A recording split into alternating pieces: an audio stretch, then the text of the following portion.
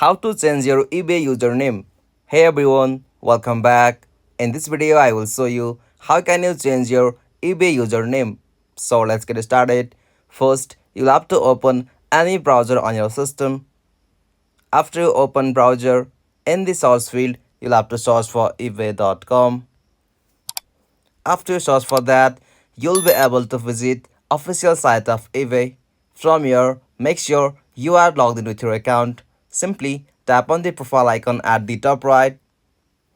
After you are from your account, you'll have to scroll down and tap on account at the last. From your account section, you'll have to tap on personal information. And from the section, you can find the option for username. Simply tap on the edit option of that username. After you tap on that, you'll be able to edit or change your eBay username. Simply you'll have to just erase the previous username. From here, you'll have to give new username. After you provide it, tap on save. As you can see, this is the simplest method to change eBay username.